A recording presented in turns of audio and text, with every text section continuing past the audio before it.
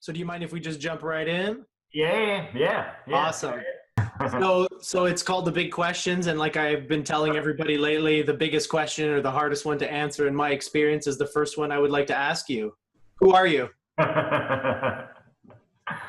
Well, that's the kind of, yeah. If you'd have asked me 10 years ago, I'd have been able to answer that really easily, as I suspect most people have probably said to your question. And yeah, you kind of go down the route now of kind of starting to say, well, and you give your name and you think, well, that's the name I was given, and then you get as far as the kind of thoughts, and it comes up again. We said about the kids.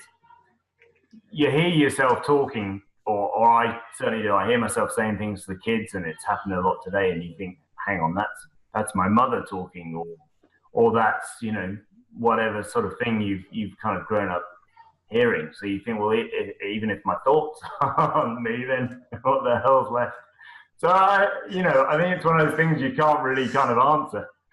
Okay, well, how about this? How about let's pretend I'm asking Ben 10 years ago.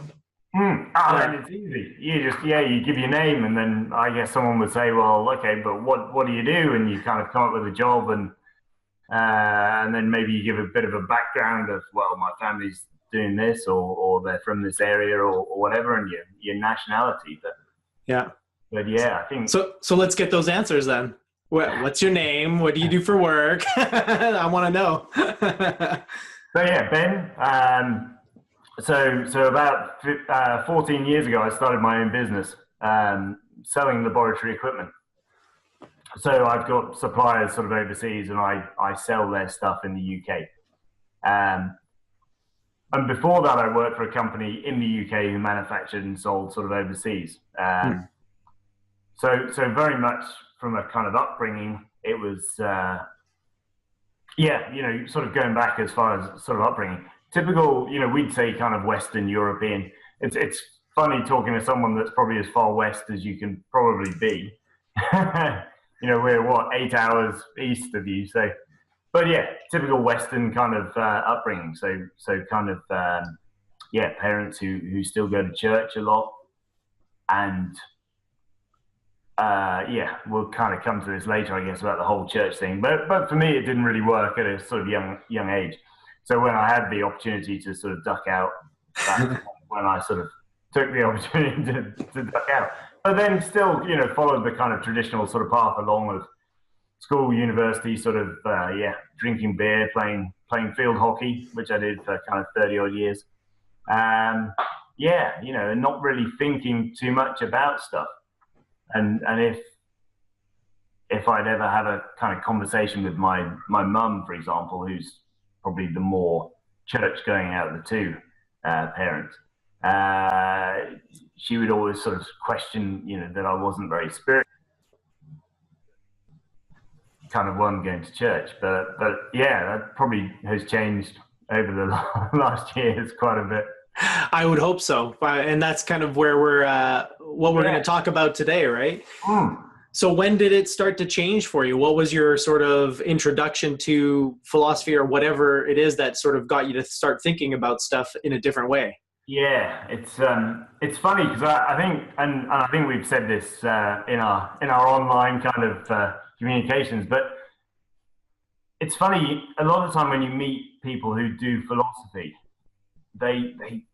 it's like a separate group where they use long words, and it's a real barrier to kind of entry to that group. So a lot of the time, particularly in the UK, people that are into philosophy are kind of people that maybe study at somewhere like Oxford or Cambridge, and they talk about philosophy and they use long words, and it's a big barrier to entry. So if you're not from that kind of group, then I think you kind of come up against philosophy and kind of hide away in a way, thinking, oh well, it's not for me, I'm just a normal person, I don't get into these debates about if a tree falls in the wood and there's no one to see it, whatever, or but I think it's funny because things lead you down a certain path, and for me, sort of, I think I was always a fairly kind of anxious sort of child in a way. And then suddenly, like I say, running a business that I started 14 years ago, then you when you do it, when I did that at the time, I didn't have a wife, no kids, so small mortgage. It's a bit of pressure, but if it doesn't work, then that's fine. Mm-hmm. And then suddenly you get kids, and they were both born kind of cesarean sections, fairly few complications in both. And I think a few things you often hear about, these dark nights of the soul kind of things, and it always seems to be something that triggers someone off on a path. And for me, it was a few kind of anxiety issues. Mm. And then I started kind of reading around a bit more, and I sort of, in a way that kind of jolted me to do a few things. And I thought, well, why not try meditation? So I kind of got into that. And then off the back of there, I started reading some books on kind of introductions to sort of Buddhism, and came across, I think one of the first books I came across was The Obstacle is the Way by Ryan Holiday. Yeah.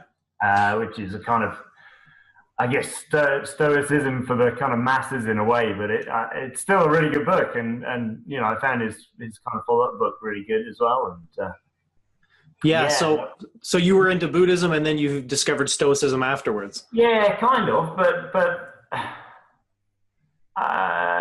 yeah, I'd say sort of Buddhism, and then more, didn't kind of read the books, or read a couple of books, and I still find this, and we'll come to this later, about reading these books, and some bits stick in your mind, but probably a great deal you kind of get to the end of the book and go, well, that's great. And then if someone asks you about it sort of 2 weeks later, you think, well, I can remember a couple of things. But so I read books on Buddhism and got an idea of more of what it was and entailed, but then kind of got onto the Stoicism with Ryan Holiday, but then off the back of that, kind of looking at sort of Marcus Aurelius and Epictetus and Seneca and things like that, and kind of reading a few of those things and thinking, well, great.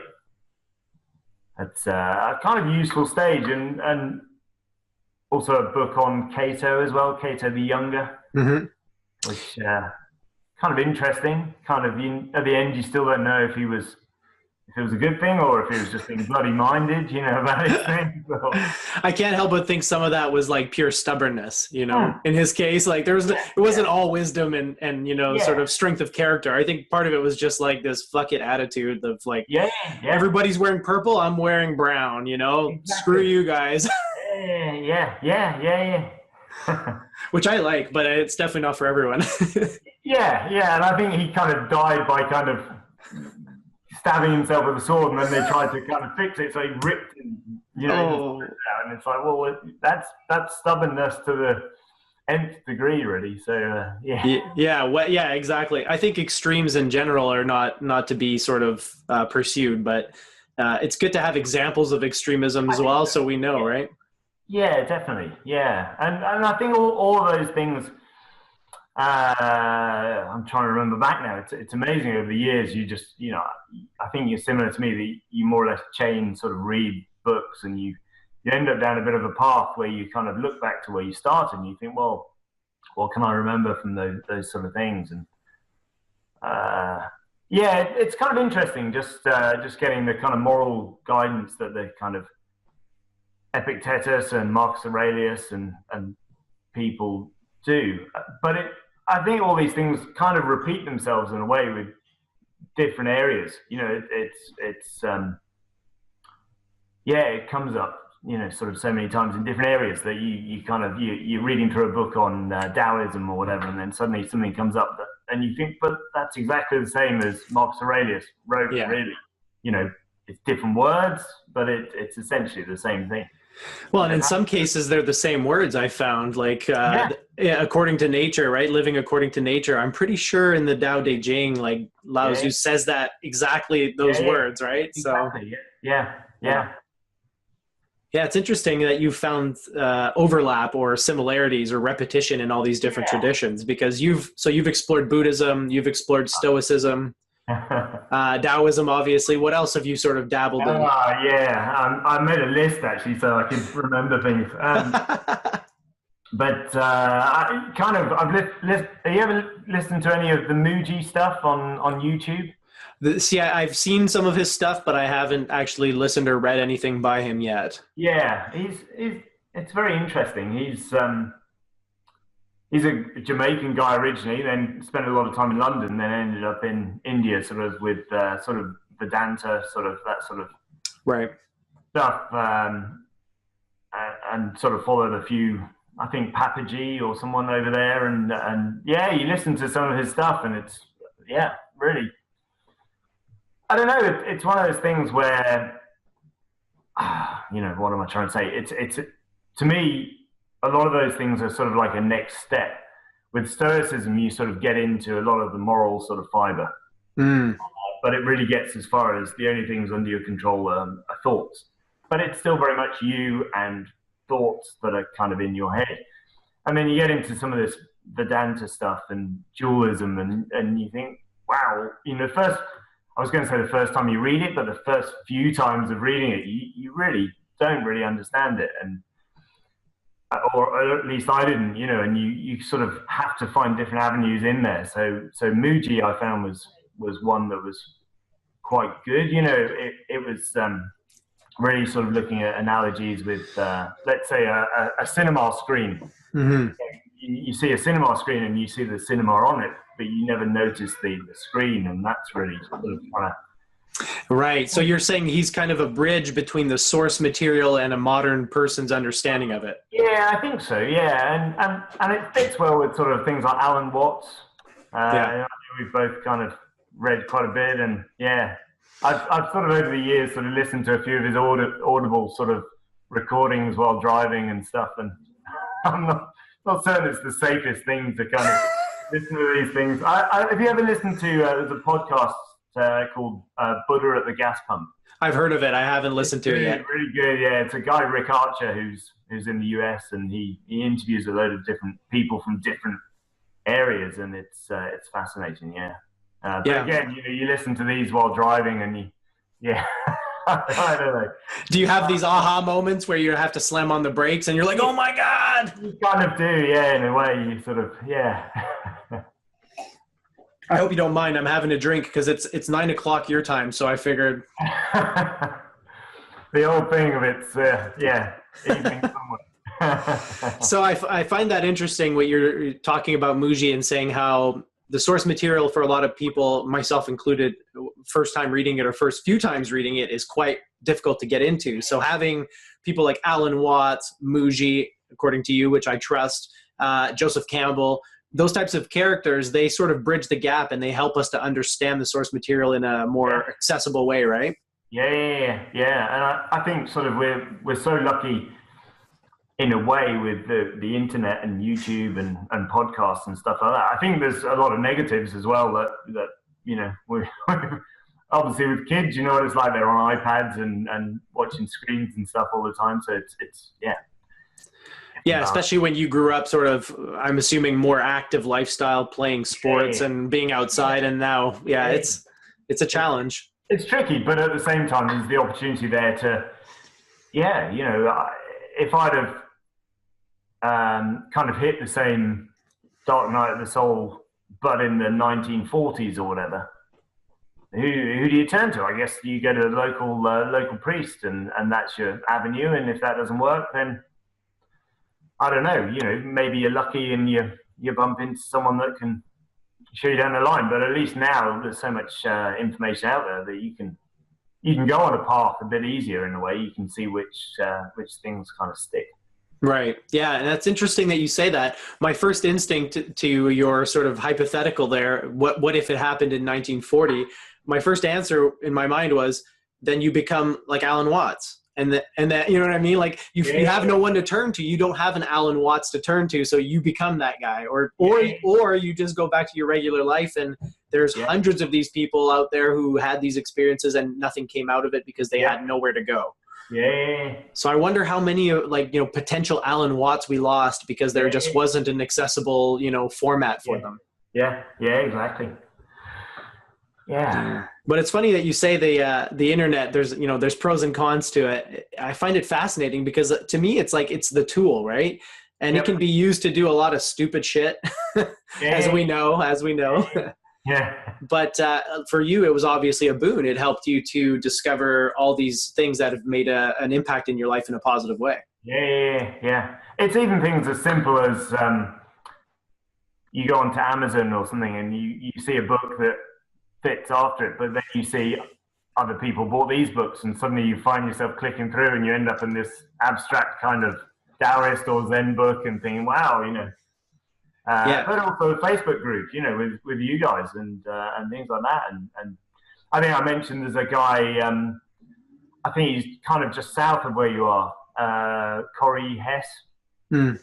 Yeah, you mentioned him. A guy that, was in a Zen monastery for, I think, 8 years or something. And then I was in another group on Facebook and you start to, find you have a similar outlook on things. And I've messaged him a few times and he was in a proper Zen monastery in Japan, I think, with a, proper teacher, and you can bounce things off and you kind of, he's great because he gives a bit of feedback and more or less sort of saying, oh yeah, you're kind of on the right track. But that's awesome. So just reaching out to him on Facebook, and he's you guys are having an exchange. Just kind of making kind of contact in a group discussion or something where you find you're agreeing on something, and then that's pretty cool.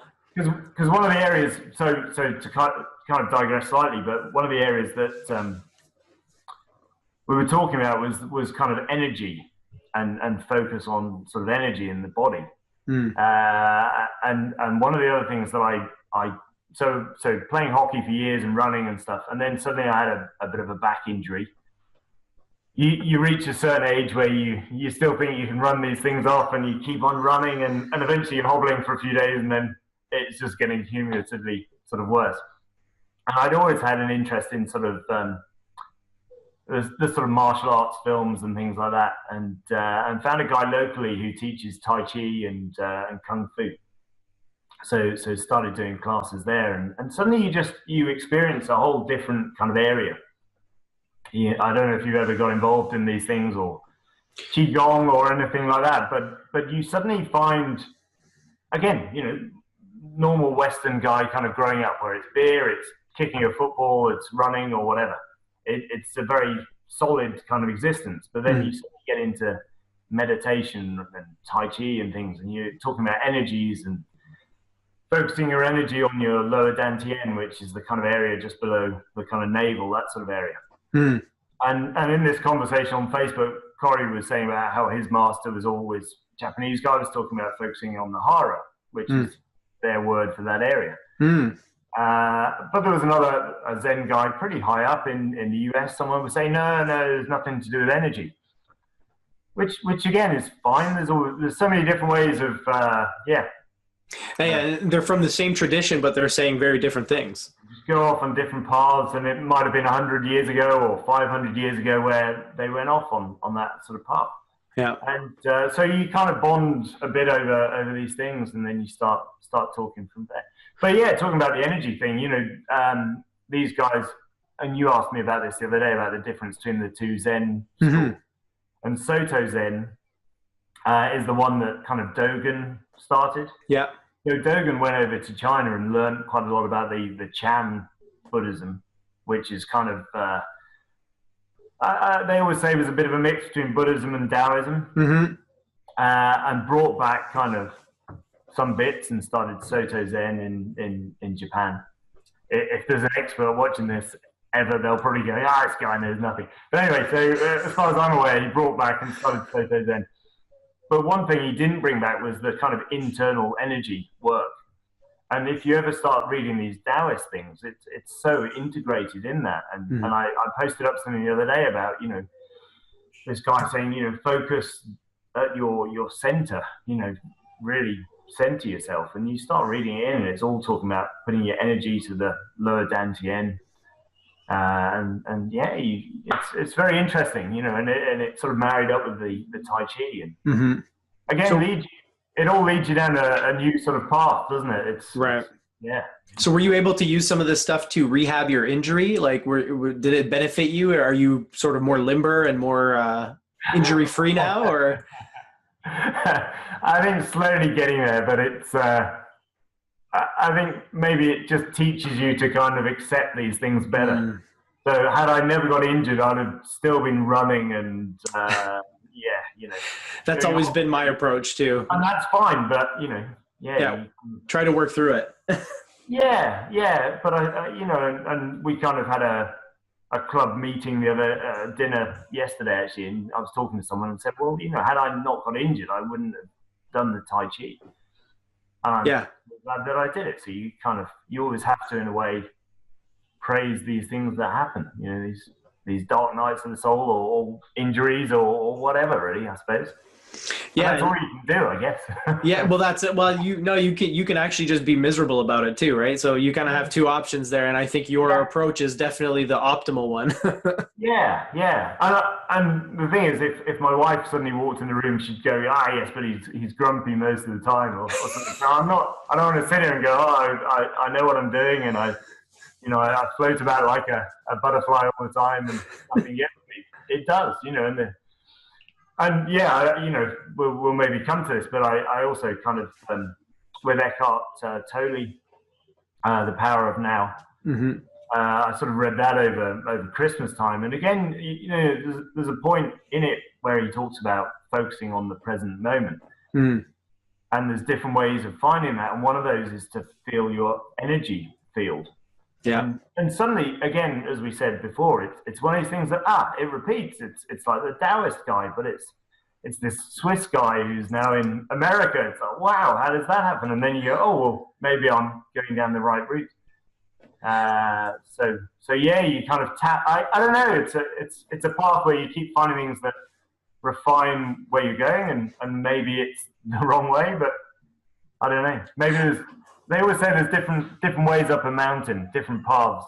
Yeah, exactly. And I think the only way you can tell whether a way is right or wrong is how you feel about it and how it works in your life. Because, your way might be the opposite way for me, but it doesn't really matter. It's what works for you, right? Yeah. But the fact that all these people are coming up and repeating a lot of the same things, obviously using different terminology at times, other times they use virtually the same words, but they may not even have studied those other traditions. So like Eckhart Tolle, first time I read Power of Now was shortly after I had discovered Stoicism and Marcus Aurelius. And as I was reading through this, I'm like, this is Marcus Aurelius, this is Stoicism. It's like, I felt like he was almost ripping it off. Yeah. But then as I continued to read, it was like, no, because he's including things that the Stoics don't talk about, and he's bringing a different perspective to it. So as you said, it's like refining the same set of ideas or looking at them from different metaphorical approaches, right? Yeah. So with Marcus Aurelius, he talks about an inner citadel. Yeah. He also talks about, I think it's be a promontory, so like a cliff with the waves crashing around. And you look at sort of Taoism or any of these things, and they talk about, internal stuff, going deep inside, self kind of inquiry, like Ramana Maharishi. You have to have a run up with his name, I think. Yeah, I butcher names. That's my favorite thing to do. Yeah. But they all kind of say it, and it's kind of, being at one with the Tao when everything's kind of happening or whatever, you can find that thing.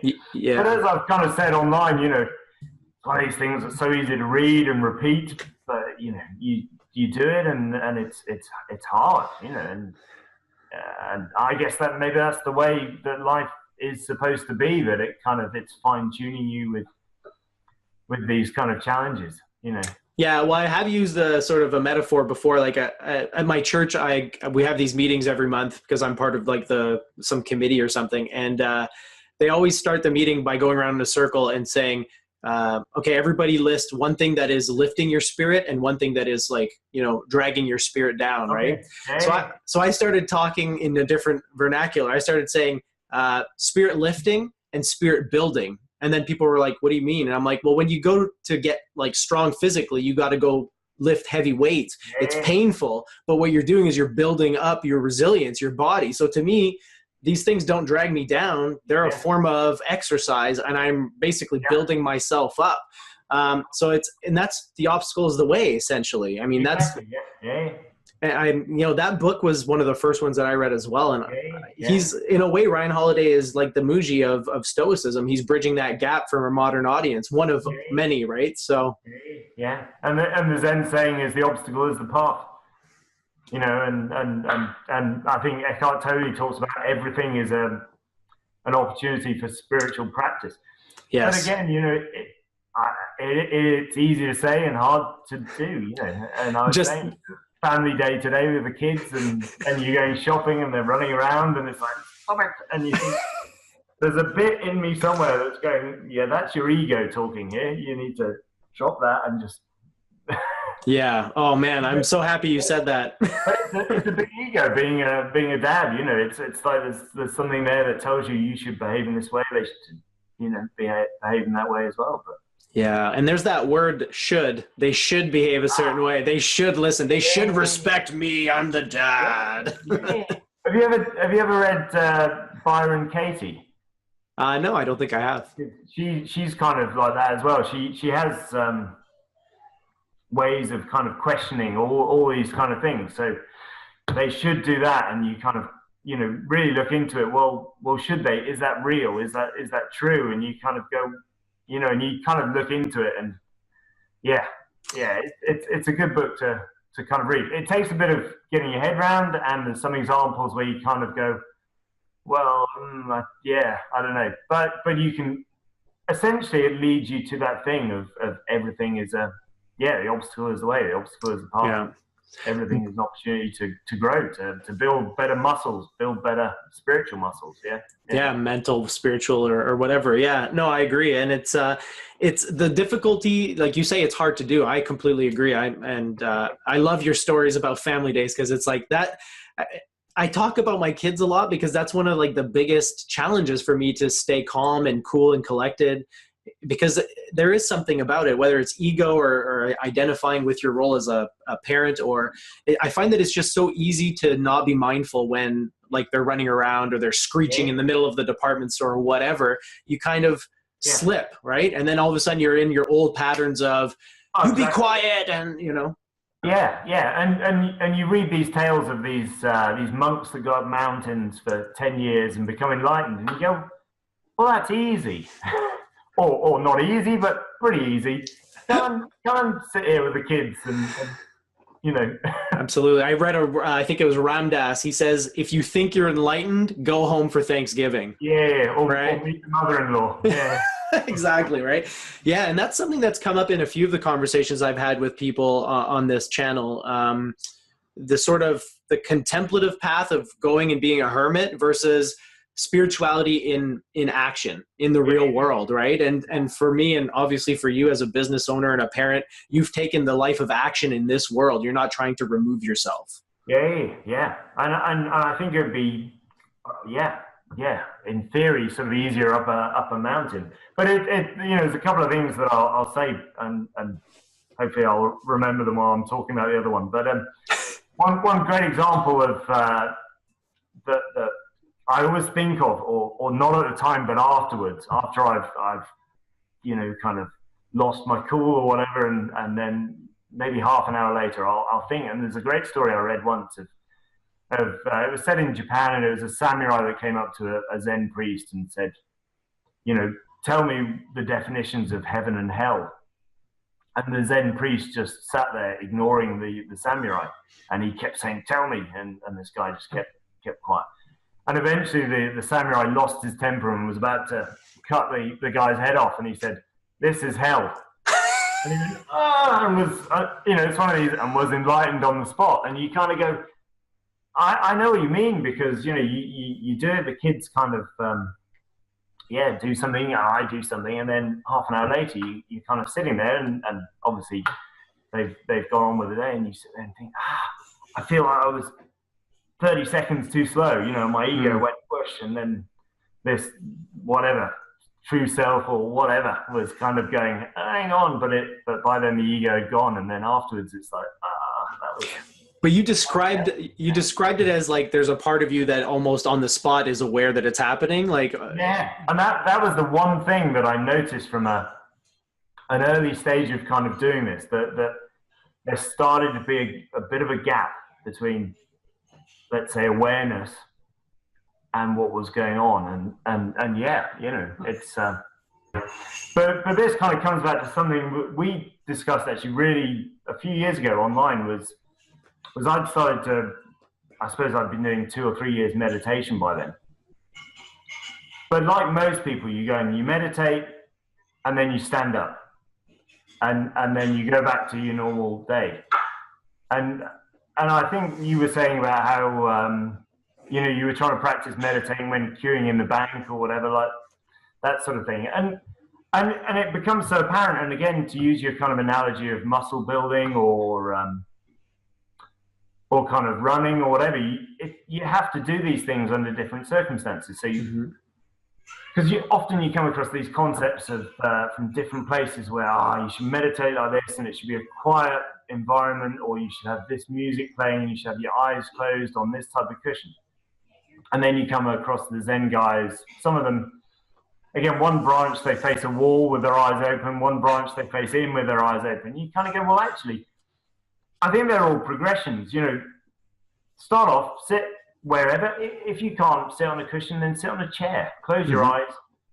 Just let things go. Try and get as deep as you can, and keep doing that, and you find you get to deeper levels. But then you'll also find that the minute you get up, you're back in your normal life, and maybe you can apply it. Maybe some people it works and their hot-headed temper just goes straight away. For me, you know, it didn't or doesn't work like that. No, but not for me either. Yeah, and I think and actually this guy Corey said, you know, his master said if you meditate with your eyes closed, all you become is enlightened if you're in a cave. It's a pretty good, you know, way of looking at it. So I think what you have to do is you do it with your eyes closed, because there's nothing then. You know, if you're in a quiet room, there's no noise, there's no visual effects, so it's easier to let go of stuff. So you can. It's a bit like building your muscles. You can start to build up on a bench press or whatever. Right, assisted, right? Yeah, no, yeah.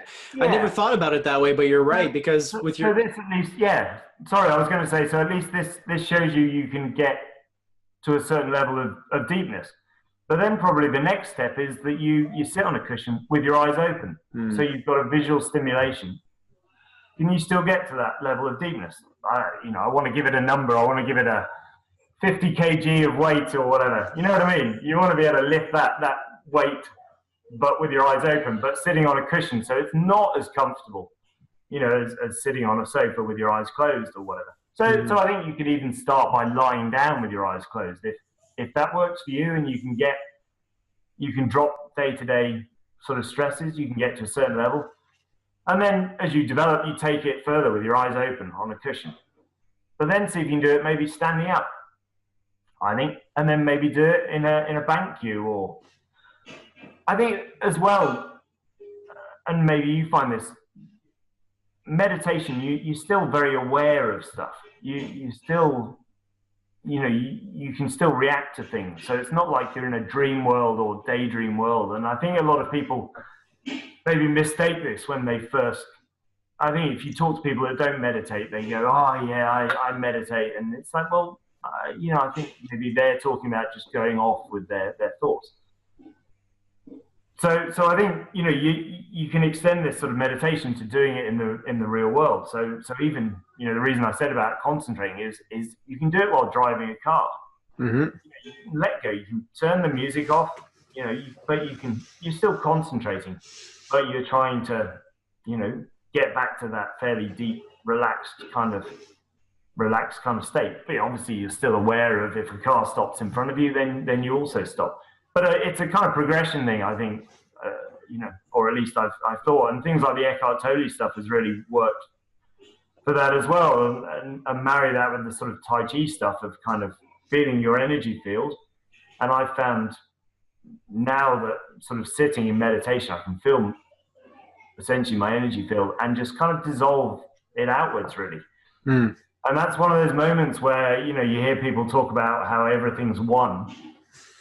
And I think, you know, intellectually, it's quite easy to get to that stage, you can think about science and you think about energy and matter and it being around since the Big Bang or before the Big Bang or since whenever. And you kind of go, well, I can see that. So your arm was the arm of a dinosaur or whatever, it's been around forever, but you don't feel it, I think. And I think you said this recently on a post that you did or a video. Yeah, it's my experience. You hit it and you hit it in different ways, don't you? And I think, again, there's different ways of getting there. And for me, feeling the kind of energy and just letting it dissolve outwards, you find that. And I've kind of then found that if I can do that in day-to-day life, then I'm kind of in that meditation. It's so hard to tell if reading books on like Taoism, they talk about being at one with the Tao or whatever, which sounds like a Star Wars thing. You can tell how they came up with those ideas. But you kind of, you feel it and you think, well, actually, maybe that is it. And also, at the same time, when you kind of get involved in losing your temper with the kids or whatever, you can actually feel that it's gone again. Mm-hmm. And so, with Eckhart Tolle talking about feeling the energy field to feel that you're in a present thing, and that's the power of now that he talks about. Mm-hmm. And you can really kind of, I feel that it's a great indication of being aware that you're suddenly carried away with your ego and stuff, and because how many times in your lifetime did you get carried away by anger and all these other things and had zero awareness of it as it was happening? You were one with the anger, you were the anger. Yeah, exactly. So the fact that you have that little bit of awareness, to me, is, I mean, for me, that's the most important thing, because you can't do anything about it until you have that awareness. Yeah, exactly. Yeah. And then it's being able to stay in that sort of that presence or that kind of feeling. Do you think you can stay in it permanently, in that kind of state of presence? No, not permanently, but I can stay in it for, again, like I say with driving, sometimes sort of I drive a lot for work, and you sort of doing a 2-hour drive or whatever, and you can feel it. You can sit and compose yourself and feel it as you're driving, Mm-hmm. But I think there's different levels of ego as well. When I've sort of felt this, there's different things that drag you back, and the one thing that drags me back always is family. So I do it in the car, and I'll get home and I'm pretty being listened to, but you know what it's like. How old are your kids? So I've got a 2-year-old boy, I've got a 4-year-old girl, and an 8-year-old girl. Okay, so ours are 5 and 8. So kind of similar age to your eldest. Yeah. For some reason, I thought yours were older. Maybe from seeing pictures every now and again, but they're 5 and 8. So, you're in the thick of it, Ben. Well, yeah, but you've got another one coming through. Yes, I do. But so I often find that say I'm driving back from a meeting, I can be it in and rush hour traffic as well, and getting better at composure. When I was younger, you'd get the kind of car rage, road rage sort of stuff. But you drive back and you think, I'll get home before the kids go to bed. And obviously they're tired at that stage. The stage, the half an hour in the build up to bed, they're worn out from school or whatever. And even though I feel like I've been relaxed, I'm still worn out as well. So you get home and then you walk into it. Your ego just pulls everything back in, and suddenly you're up here and you think, and it's not until 15 minutes later, and you think, well, what was that? I could feel, on reflection, complete. But that reflection, I would argue, is the most important thing. I mean, like you said, and like I agree with you, I don't think it's likely that you can achieve a state of presence that's permanent 100% of the time, where you're just, maybe some people can, but I don't think I can. I haven't been able to yet. So, but the fact that, say it takes you 30 minutes to cool down and then reflect. and then a year later it takes you 20 minutes to cool down, or maybe 10 minutes to cool down and reflect. You're still getting angry every once in a while, but the amount of anger that you experience is a lot smaller. It's not as intense, and you can deconstruct it after, and it's a quick turnaround time. So, to me, that's almost as good as having that permanent state of peace, because you're learning what your triggers are and you're deconstructing them in reverse in a way. Yep. Yeah, definitely. I think it's also letting go afterwards, isn't it? It's not holding on to the emotion, and it comes up so often in these things. There's always little stories that I remember of particularly the sort of Zen ones, because they're always actually, a lot of people, myself included, find them so hard to follow, but some of the easier ones kind of stick in. And there's one about two monks that are crossing a river, and there's a woman there trying to cross, and one of them picks the woman up, puts her on his shoulder, and they cross the river, and he puts her down, and then sort of, it says kind of, I don't know, miles or hours later, the other monk says, "I can't believe you put that woman on your shoulder. We're not allowed to touch women." He said, "Yeah, but I left her at the side of the river. You've carried her with you all this way, and you kind of, and you start to kind of see this in other people as well when you come across it. And again, there are still things, I'm not trying to say that I'm perfect at all at doing it, but you suddenly notice it as a characteristic in people. The road rage thing is a great example of people kind of getting cut up, and they keep it, and I was my best friend was giving me a ride to work probably like 6 months ago. Dale, sorry if you're watching this, no offense, I got to talk about you, I got to talk ill. I'm driving with him, and he's driving so aggressively that he's forcing other people around him to, like, if you're trying to merge in front of him, he's not letting you go. So he's driving very aggressively. So now this guy kind of like slams in, gets in there, and my buddy I was shocked, because Dale my buddy is like one of the nicest, most calm guys, but behind the wheel of his truck, obviously something snaps. So anyways, he's going on and on and on, and I just started laughing because it was comical to me that he was getting so worked up. So yeah, it's insane, because someone who's naturally a very temperate person, all of a sudden that's their trigger, and once the trigger gets pulled, it's an animal. Yeah, and it is. It's the length of time that it's held on to afterwards as well. I think, as you kind of said, it's natural to kind of lose your temper. It's natural to have emotions, but and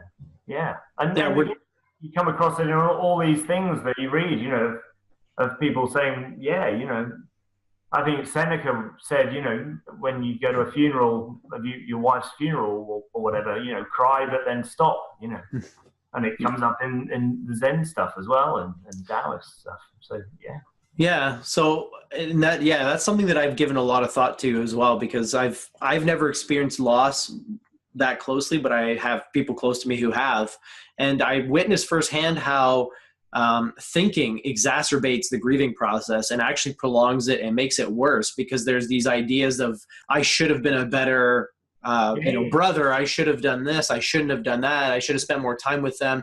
And that's all this sort of unnecessary additional stuff. Yeah.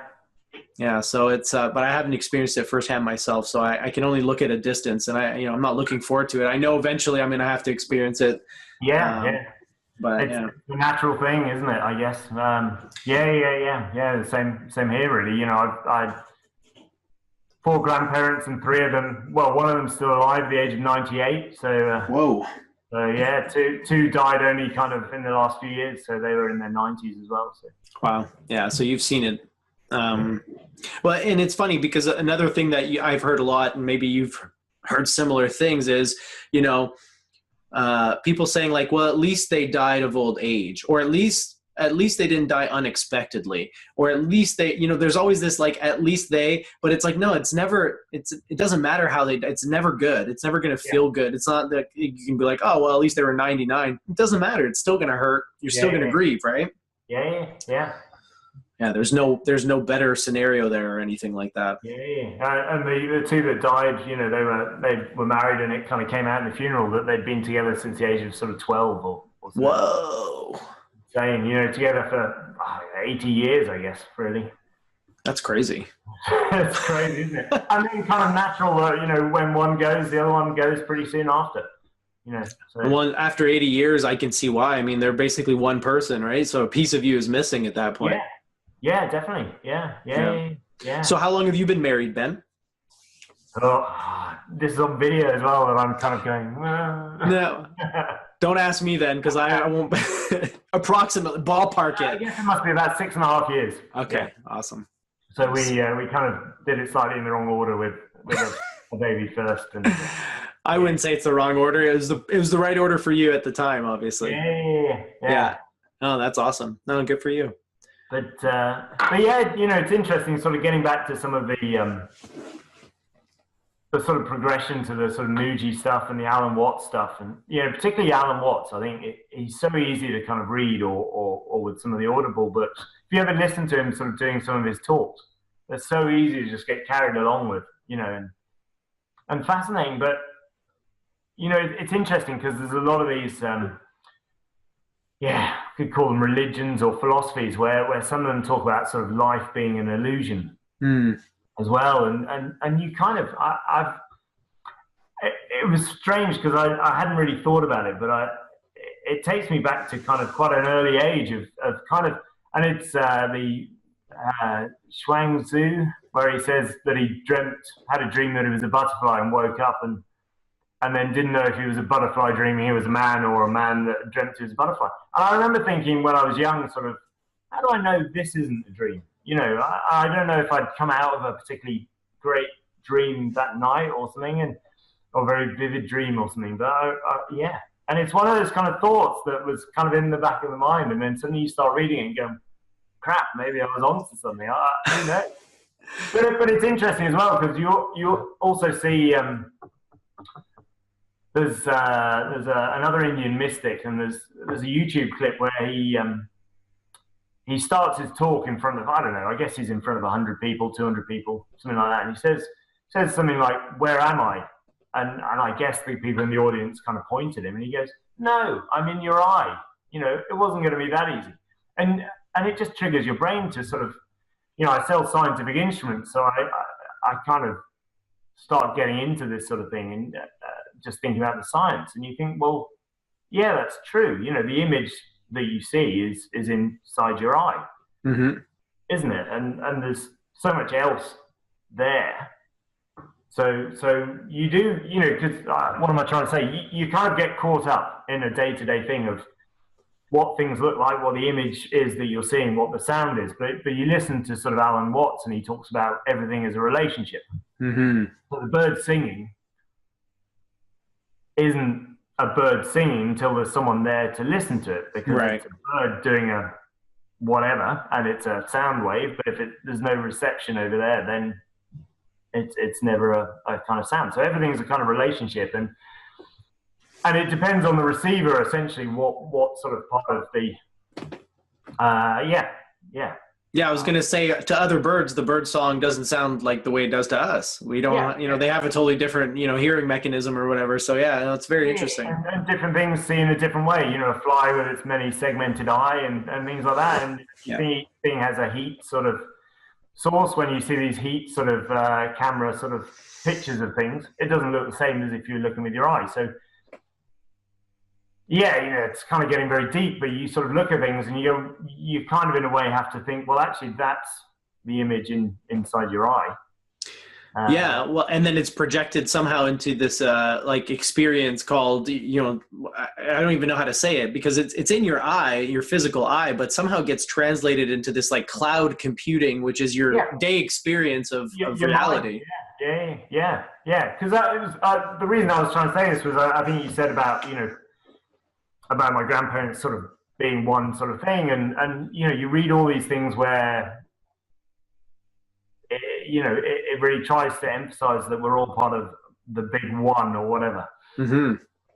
But I think everyone grows up most people grow up feeling very separate, that your skin finishes here and then it's the rest of the world. And I think with a lot of my anxiety things, I'd kind of, because of working for myself, I'd work from home in a bedroom or whatever, and then you go to a coffee shop that had lots of people, and you think, oh, you know, a lot of stimulus, but in fact, you know, it's, yeah, I don't know. It's kind of, you know, if you want to think it's all one, then actually it doesn't matter. And if those people are just images in your eye, essentially, then it's still all one, you know.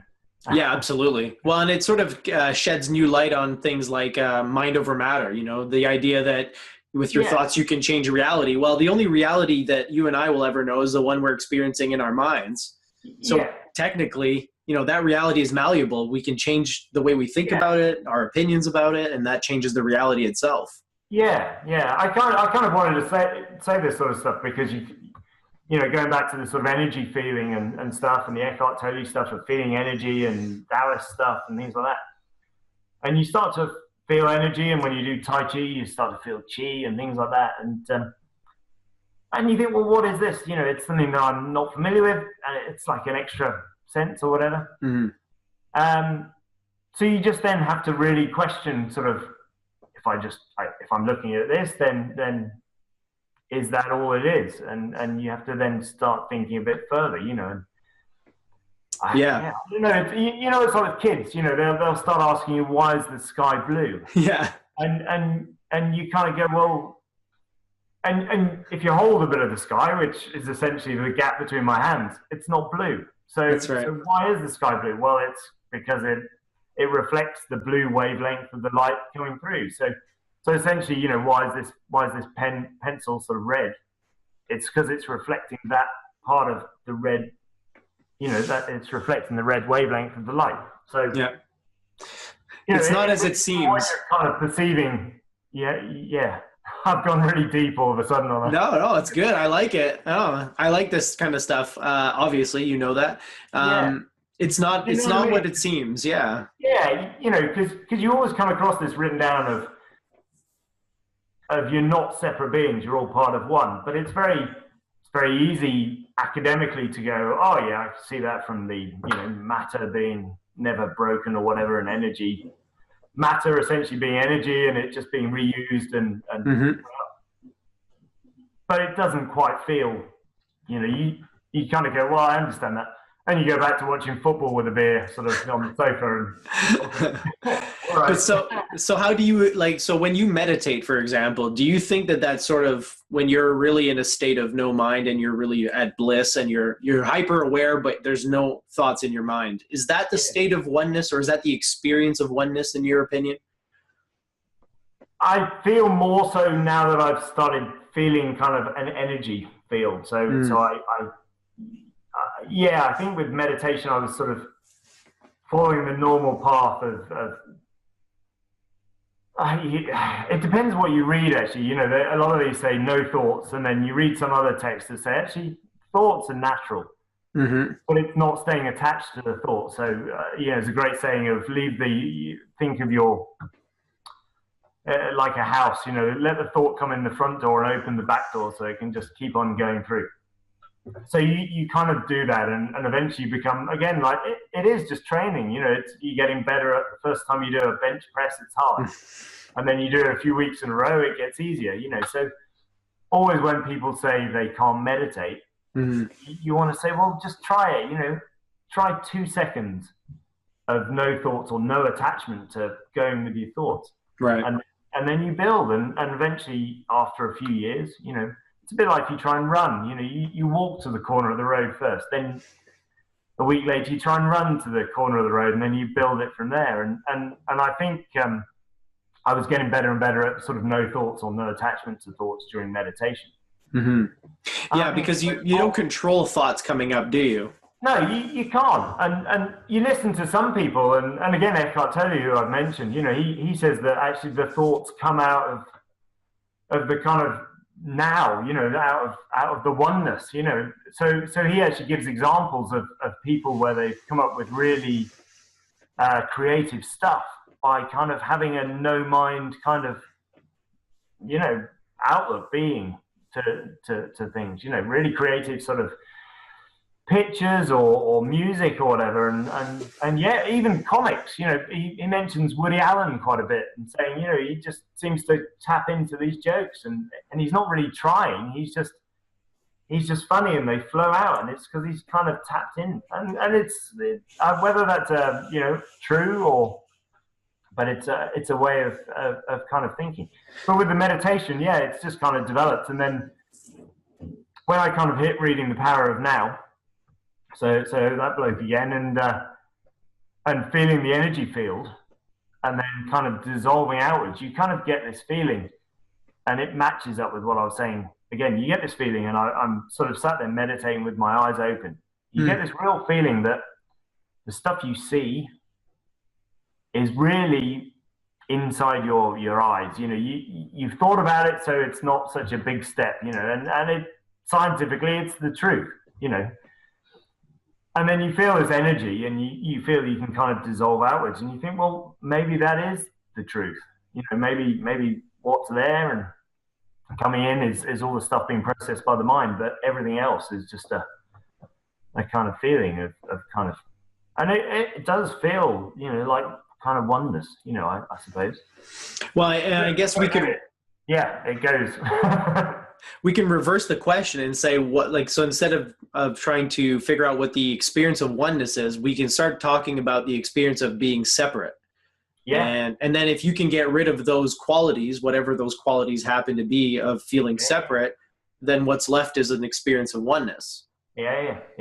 And it kind of comes back to what we were saying earlier about the kind of family instances, and you temper goes, and you think, wow, and I always feel that the energy is just, my feeling of energy flowing out has just come in, and it's kind of condensed up here in the sort of mind area, and then you can feel your body kind of following it, your shoulders are up and all sorts of things, and you think, wow, it's like the ego has kind of gone, right, you've got to do this, and yeah.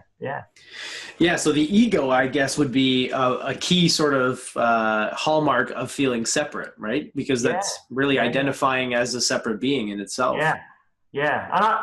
And I think as well, having read all these different things, and we talked about Stoicism a while ago, there's so many key things there, I think, that you can apply to the ego in a way, to improve the ego. And I think it comes up in a lot of these things. Like you look at Buddhism, and they have different steps, different areas that you can do, right job and right attitude and right speech and stuff. And you think that, that probably doesn't affect your enlightenment, but it probably improves the ego, which maybe lessens its hold on you. I don't know. Who knows? Yeah, and it's funny because talking about improving the ego, and I think in some circles would be like you would just get laughed out of the room, because I think so many people think that the ego is all bad and it needs to be just destroyed or deconstructed or whatever. Yeah, but I guess maybe there are ways to do that. Well, I don't know that there are. I think personally you always have some ego.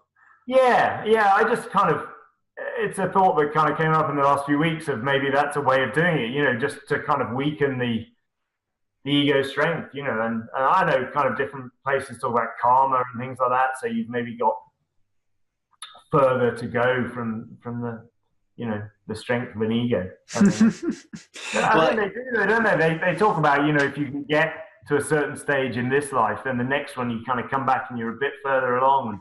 Yeah. I'm not certain I have a lot of, I kind of hesitate because it's still my Western upbringing, that all of that's mumbo jumbo, all of, whatever is, I think I mentioned once about the I Ching, it's supposed to be one of the oldest books ever. It's something like 3,000 years old or something insane, and there's different, they call them hexagrams, where they're sort of straight lines or broken lines, and essentially you kind of throw some sticks down, and you're supposed to then get a character, and then you kind of propose a question and you throw the sticks down again, and it links to another character. And then you can kind of say, well, the universe is saying the answer to that question is it'll be stronger, or it'll be weaker, or it'll be a good thing. And inside me, the kind of ego I have from my upbringing wants to go, what a load of rubbish, what a load of mumbo jumbo. But now you kind of never know. You start to feel all of this is maybe a mind interpretation of all of this, and really, things are the kind of general energy feel, which again makes sense from a science point of view. Everything is energy. Yeah. And I posted up a video recently where they're talking about matter, dark energy and stuff. So even the stuff we're seeing and interpreting is, I think they were saying matter is something crazy like 5%. Yeah. And it's like, so in fact, we're interpreting the 5% again by a certain fraction, because we're not seeing everything that's happening. So yeah. Yeah, that is interesting when you watch these science shows and they tell you like basically 90% of the known universe is unknown. We don't know what it is. Yeah. We call it dark matter and dark energy, but we have no clue. yeah. And yet, everyone can feel they can sit here and look at something in front of them. Again, like a pencil, they can go, I can see the pencil, I'm tapping the pencil, it feels that hard. But then if you look into it deeply, these are atoms. And you start looking in, and most of it is in fact empty. Yeah. And the old drawing of the atom spinning around, the electron spinning around the atom, and people were going, well, what is the space? And they used to think it was a vacuum or something like that. But now they're saying it's just spinning around so much, it's more like a fog of electrons around the atom. So you kind of go, so it's interesting. I posted up that there was a clip, I think it was a Google video, where there's a woman lying on the grass, and it zooms up from her eye all the way into space and keeps showing you. And then it goes all the way back and zooms into her eye down to kind of, the blood vessels, the quarks, which are kind of at the center of everything. Yeah. And you suddenly realize it's all relative, isn't it? Because we're kind of saying, we feel a bit separate, but it's all relative, and you kind of go into your own body and you end up with the mitochondria or whatever in the cells and go, well, I don't know, do they feel separate? yeah, really. Maybe they do. Who knows? Yeah, but it's a pretty abstract kind of thought process. But well, and I noticed this at a young age too. Like when you were describing that video of the zooming in and the zooming out, I watched something similar as a child, and all I could think of was like, what the bigger you go or the smaller you go, you seem to end up in the same place. It seems like if you zoom out far enough or if you zoom in close enough, it looks the same. Yeah, which is kind of a bit of a head fuck as well, because it's like, wait a second, like up is down, big is small, it's all relative, like you said. Is there really what's up? You know, kind of go, well, actually, we're on a big ball in space. What's up? It's not, it's out. Exactly. Exactly. And then, but it's so funny how language almost conditions us or sort of lays the groundwork of the reality we experience. Because we talk about we talk about the sun rising, even though it is not doing any such thing. Right. So, but it's all programmed in the language almost. Well, you start playing with your kids and go, throw the ball up in the air and. Exactly. And we don't even think about it. Throw it out from the world. Like, what? Throw it out. So it's very interesting, and like I've seen studies that sort of demonstrate how different languages create different realities, right? Because you have a different vocabulary for things, and you have maybe 90 words for snow, if you're an Eskimo or whatever, things like that. So it's very fascinating to me. Culture and language is, like, I think, one of the most interesting topics in my opinion. Because it has such an influence on us.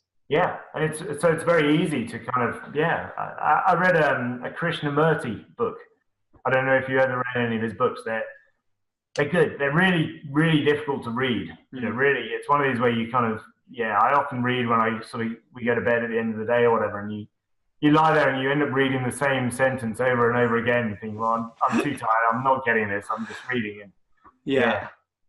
But he was the guy that got me, and I think got a lot of people really thinking into the whole, well, actually, your thoughts aren't really your own. You like to think they are, but they're all subject to what's gone before in your experience and also other people's experience. And and there's that collective sort of, you're talking about karma from past lives. I have the same sort of rational scientific reaction. Right. Yeah.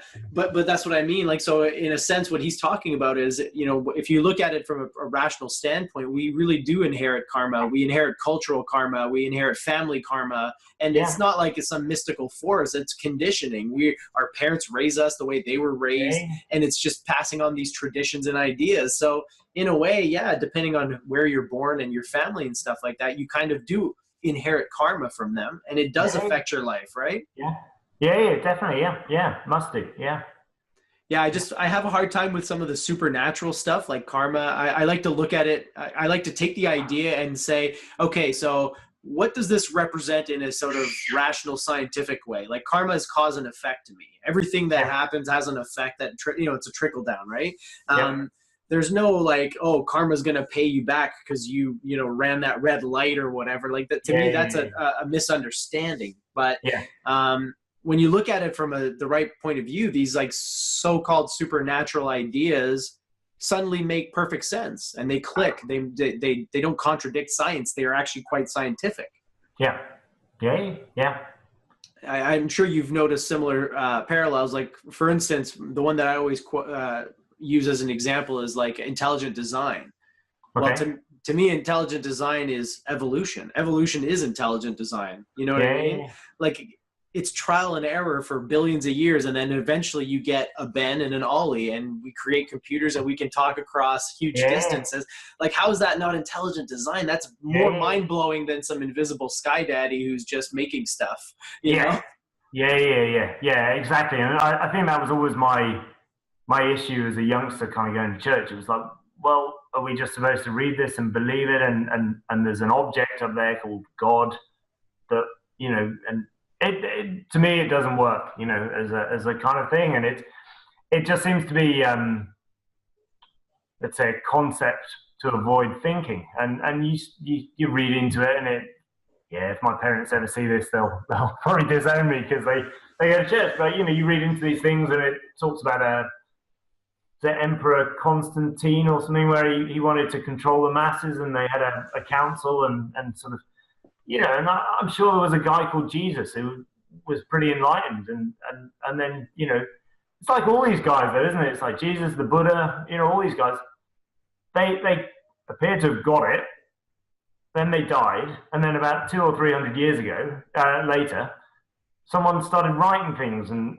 kind of naming it after them, and you think, if they were alive to see that, then would they have wanted that to be done? Probably not. They'd have probably said, no, you just have to get out there and get it for yourself. Whatever way, you know, just find your own path, you know, but ultimately, you know, I'll give you a few helpers. But suddenly it gets written into these doctrines and concepts. Yeah, it's funny what you just said. If I sometimes like to imagine what Jesus would say if he were to be resurrected again, or maybe for the first time, depending on what you believe, and dropped off in the middle of the sort of Bible Belt, you know, in the United States. Exactly what you said. He would be like, what have you done? Like, didn't you read the book? Like, come on, guys, get it together. Well, I think it's fine if people then really think about it and really, you know, get deep into it and it works for them, then that's fine. But and it happens with all religions, you know. It's all religions without fail. You look at Buddhism in Burma, you know, in places where you know there's wars going on from Buddhists, and you kind of go, well, hang on, you know, one of the fundamentals is that you don't cause any harm. So non-violence, where's this coming from? And it's just rubbish. It's an excuse to not think or delve into it, really, I think. And can you hold for 2 seconds? Yeah. Sorry, can you hear that in the background? Shrieking baby. Nah. Okay, you're gonna sit quiet. You're gonna sit quiet, okay? Or else you're gonna have to go. He just woke up from his nap and he's having a meltdown. So he should. If he's distracting, I'll get rid of him. But I think he just wants to snuggle with Dad. He's gonna hide now. So where were we? We were talking about, if Jesus came back, the Bible Belt, and it happens to all these religious people. Yeah, right? I think all these things. It just seems that as many concepts are coming out of my mouth as are in their books. But it seems to be that they have, all these guys have a key person that gets enlightened, and then a few hundreds of years later, it sort of gets written down and people ignore the kind of thinking for themselves, working it out for themselves. And I think you just have to, because I think you have to go down these routes to find out. Yeah. Well, and it's funny too, because even when they tell their followers to it's important that you think for yourself. Yeah. It still ends up the same way with people just taking it for granted and just listening blindly, right? Yeah. Yeah.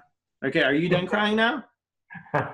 No, you got that one. You hold that one. See, you listen to Ben on that one. There you go. Okay, buddy. You're my sound editor. This is the minute where you have to go inner peace. Honestly, it really varies for me, but when I'm on top of my game, I regard it all as a joke, and they just make me laugh, even when they do, really stupid things. Or not even stupid. Like right now, he's just curious, right? He's like, "Oh, what is this thing? What's happening here?" So that kind of stuff. Same one in the other ear. Yeah. Well, the thing that usually triggers me, I've noticed, is like if I've already told you 1,600 times, like that's the kind of stuff I have a hard time with. But at this age, they don't understand very much, and they're pretty innocent. Yeah, exactly. Okay, are you ready to go now? No, you're not? Okay, you're going to be quiet now, right? No. Oh, no. So I think we've read a lot of the same texts. Like I remember you saying you read the Bhagavad Gita a little while ago. Yeah, I had it as an Audible book, actually. So again, and I think this is what touched upon right at the start was you read a lot of these things, you listen to a lot of these things, and then, afterwards you think, well, how much do I remember? How much have I learned from that? Yeah, I try to highlight when I read a book, and don't eat my earbud, dude. Yeah, I try to highlight pertinent passages, and then it forces me to go back and like transcribe it later and stuff. But even then, I feel like I probably only retain like 10%. Yeah. So then how do you, like, the 10% you retain though? I mean, I'm assuming that you end up using that, right? Oh, well, I think you do, and I think it also leads you down a path, doesn't it? And I think that's the whole thing, is that it just leads you on to the next thing, and you. Yeah, I agree. You pick up stuff that works for you, and then you kind of want to find out more or practice more, and it leads from there. It's a tough one. Not only do you not retain all of it, or not only do I not retain all of it, then you also have to be mindful enough to practice what you did retain. Yeah. And like, I think that's fine as well, and it comes back to the sort of earlier thing about philosophy. And you still get this on the kind of Facebook groups, and that's always the bit that I don't like, is where you get into these academic arguments. I think we've both been in the Stoicism group on there, and you kind of go in and then you leave because people are going, well, and they start quoting things, and it's like, well, yeah, but are you understanding it? Are you applying it? And then yeah. And again, you have to learn from there and move on in a certain way, and. Yeah, so I think that's it. You just, there are certain things that stick in your mind, and certain things that kind of that don't, and yeah. But I think as well, probably you found this as well, that you read a book and then maybe a few years later you'll go back and read the same book, and different things kind of jump out. They always say, when you're ready, the teacher will appear, or yeah. And I think it applies with a book, that you read it and you get something, but you come back and you're at a different stage along the path, and you go, I can't believe it says that here, and I didn't remember it, and suddenly it means something a lot more. Yeah, have you had that happen with any particular books? Yeah, I can't think of any examples off the top of my head, but yeah. I think it's much that you kind of see stuff that repeats, like we said earlier. Suddenly you find, the obstacle is the way, the obstacle is the path. Everything is a spiritual opportunity to practice. Yeah. Yeah, the seed of adversity, or the seed of opportunity in every adversity, or something like that. Yeah. Yeah, it's interesting that you say that. There's 3 books that I read. Well, I think it's more like 5 books, but there's 3 books that I read every year, and so it's interesting what you said about finding new things every time you read it, because it happens every time I read these books. Right. And I read them every year. So it's kind of like, for 4 years now, I've read these books, and every time I read them, there's something else that I get out of it that I'm like, oh, I didn't realize, or whatever. And it just gives you a different understanding of something that you already kind of understood. Right. Yeah. Yeah, it's more about the state of mind of the reader than it is about the material almost. Yeah, definitely, yeah. And particularly with some of the Chinese stuff as well, you find a different book. And obviously the original text is still the same, but it's just the way it's been translated. And you know.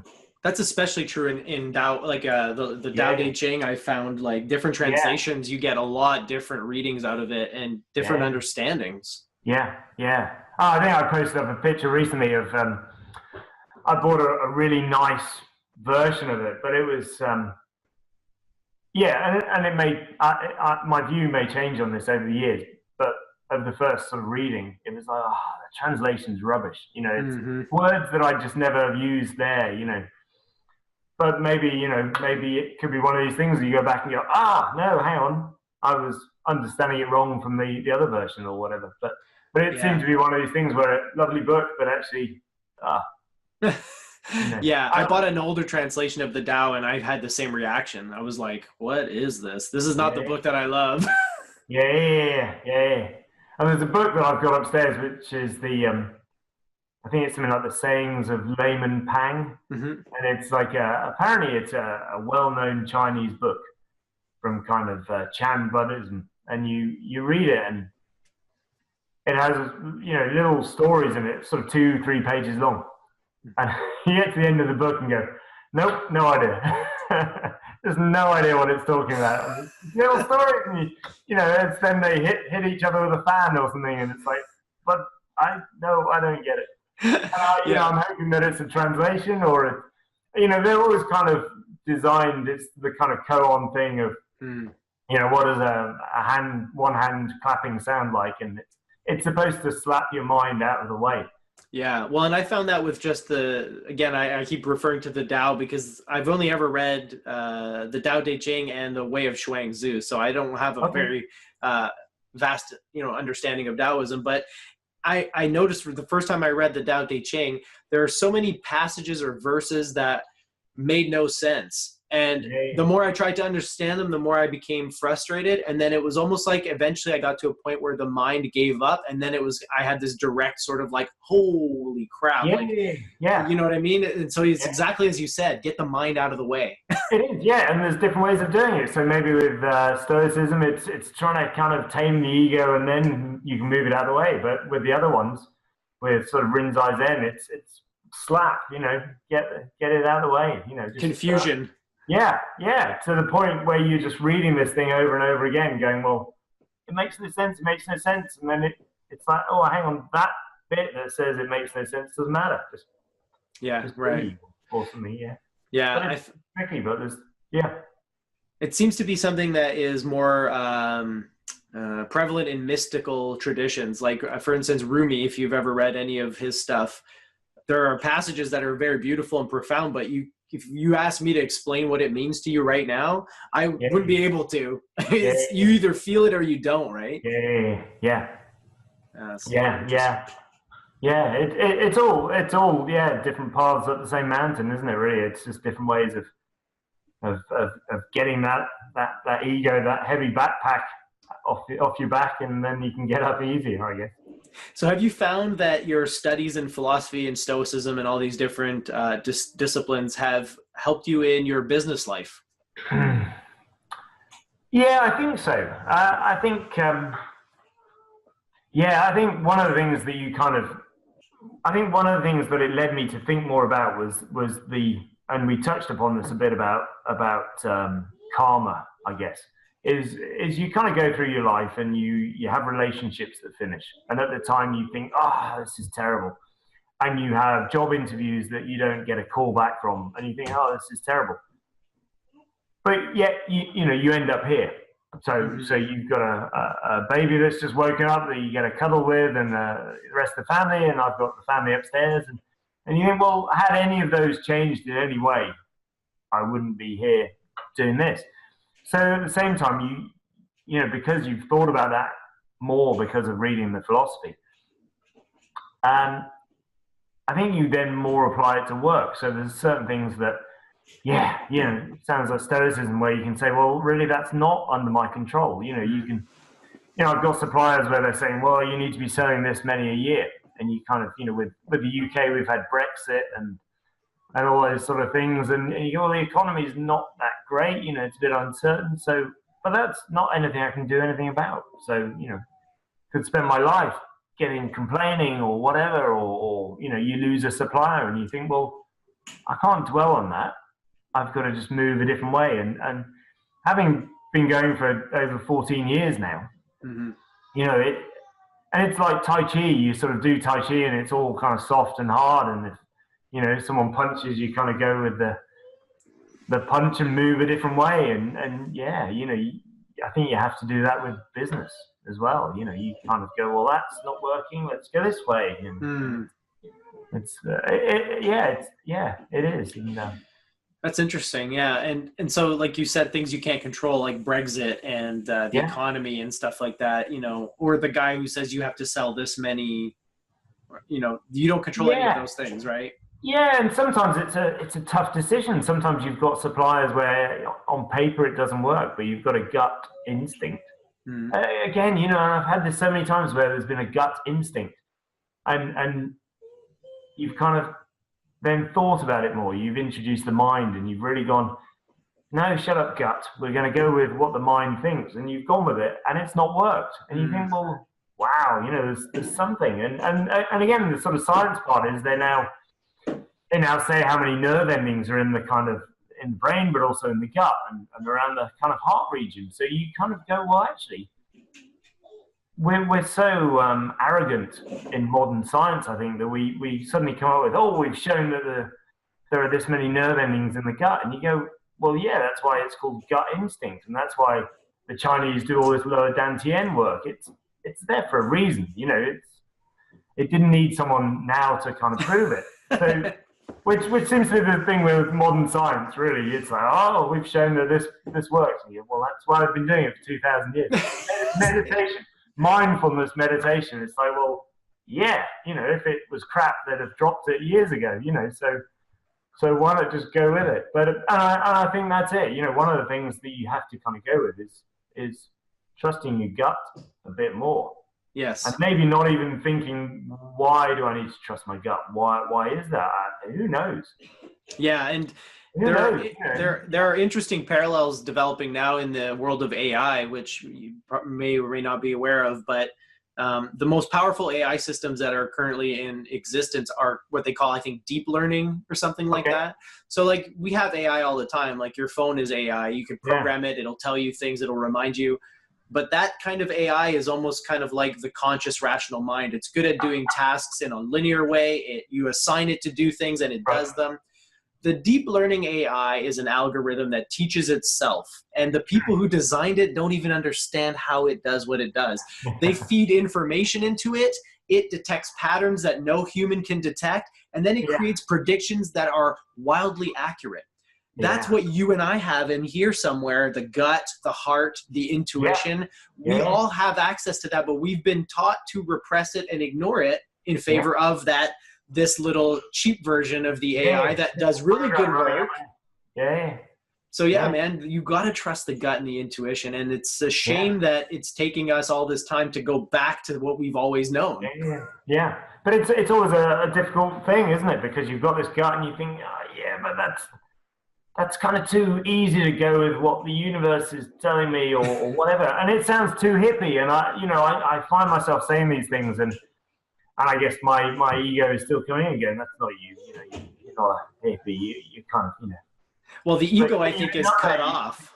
You kind of go, well, just go with the gut this time and see what happens. And invariably, well, I suppose again, it's quite tricky to then measure it because you never really know the long-term path, do you? You never know quite where you're supposed to end or if it's a bit like a kind of fate kind of question, I suppose.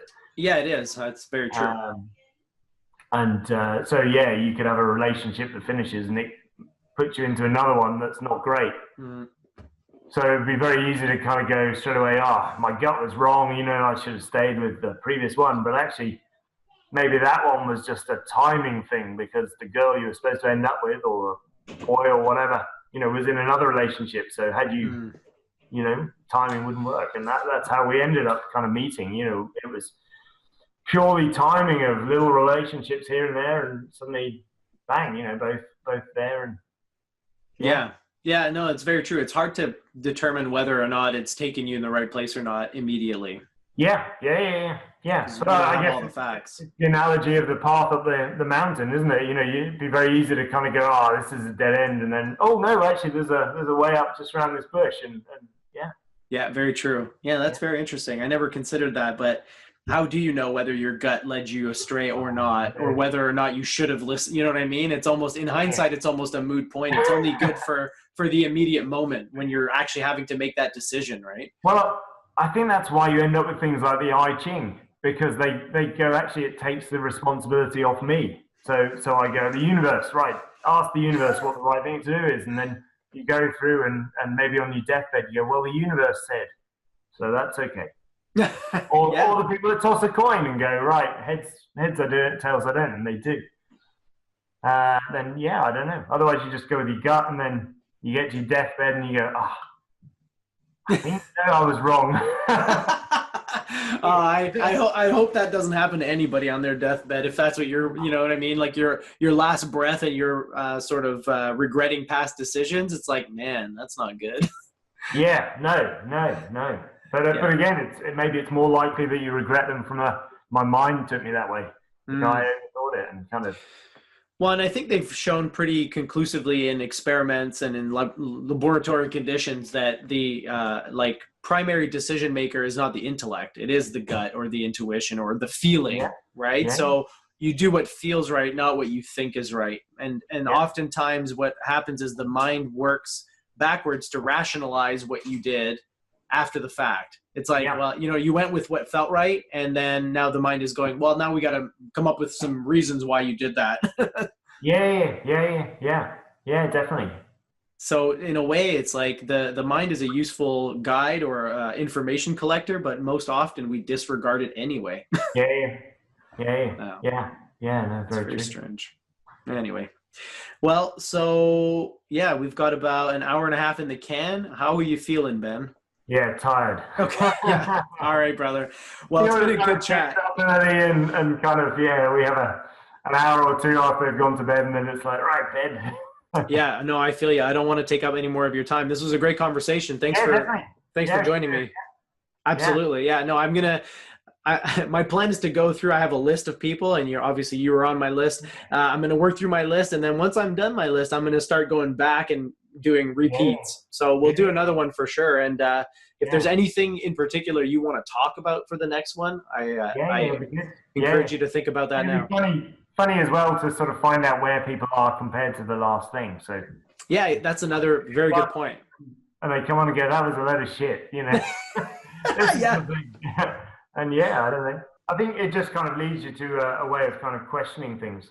And that's the only thing you can do is just keep questioning things that have perhaps been, you take them as thoughts, but really you have to understand that they're thoughts because of previous actions of yourself or your parents or school teachers and how their parents were or whatever. And it's all cumulative with certain thoughts in your head. And you need to catch yourself and kind of question them, I guess. Yeah. And that's the key thing, kind of questioning them. And well, I think a lot of people are good at questioning things in general, like questioning what the government tells them or questioning what the media says, but very few people question what the mind says to them. Right? And that's the most dangerous one. Definitely. Yeah, definitely. Yeah. Awesome, man. All right, cool. Well, we'll do it again. And thanks once more, Ben. All right. Cheers. Cheers. Thanks. Bye.